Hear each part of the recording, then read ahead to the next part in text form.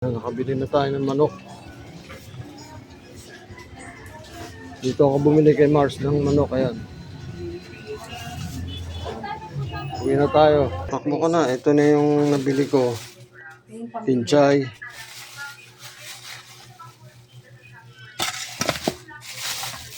Pinchay tsaka manok. Gagamitin natin sa pagbibiryani. First step ko sa biryani. Good morning nga pala. May yogurt ka? Yung ginawa ni Alvin. Good morning nga pala. Meron kaming homemade yogurt. Ginawa ng anak ko si Alvin. Marunong pala siyang gumawa. Halos pares din ng lasa ng plain na yogurt. Ngayon, naiisip ko gagawa ako ng biryani. Itong first step na pagluto ko ng biryani. Kamusta kayo dyan sa Middle East, Australia, USA? Mga anak ko dyan, si Gigit, mga apo namin, si Gavin Bryce, Vittorio Gabriel, tsaka yung manugang namin si Bio, tsaka yung doon naman sa Abu Dhabi Tourist Club, si Aisel, Season, asawa niya, Louis Season, tsaka si Lamare at pare, Juby, tsaka si paring Pete. Kumusta kayo dyan? Enjoy lang kayo dyan sa Abu Dhabi. Okay, start na yung pagluluto ko ng biryani. Ito munang first step. Yan, nilagyan na natin ng bay leaves, ang tubig, tapos cinnamon stick. Ayan, matigas. Cinnamon stick, matigas.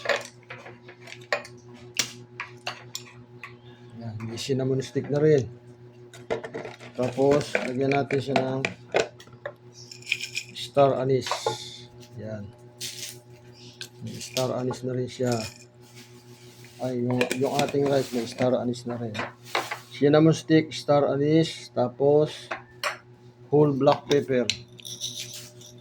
Yan. Yan ang unang step ng paggawa ng biryani. Lulutuin mo muna yung rice.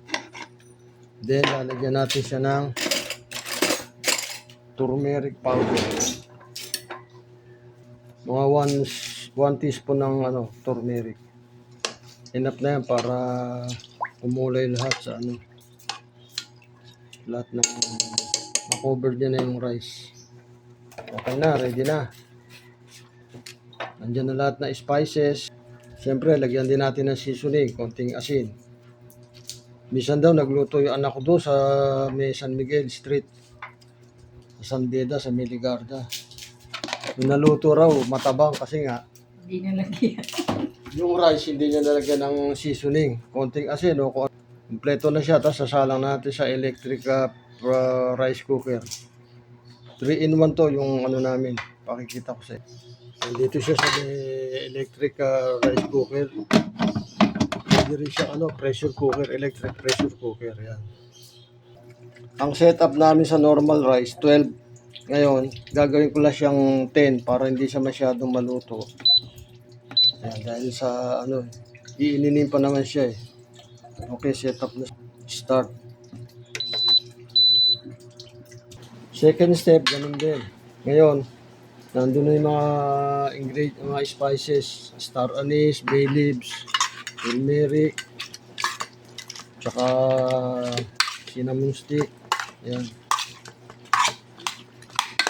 Black bell pepper, lalagyan natin siya ng yung ginawa ng anak ko.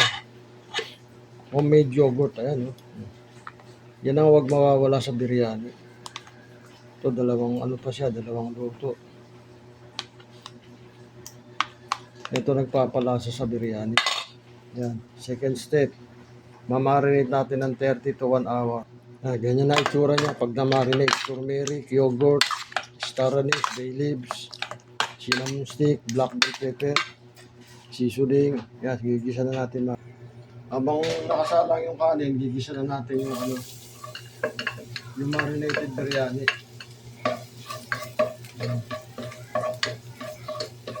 Maganda, maraming sinigos. Habang naluluto yung kanin, ginigisa na ito biryani.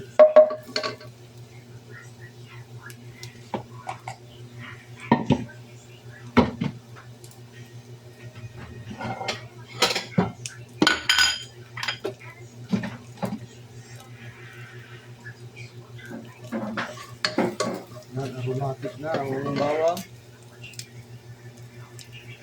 Nagisa na ang ating sibuyas bawang. Lagyan natin ang marinated chicken. Around 15 to 20 minutes.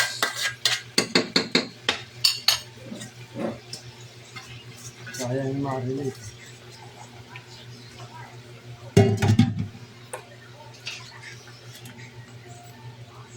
Just in case medyo salty siya.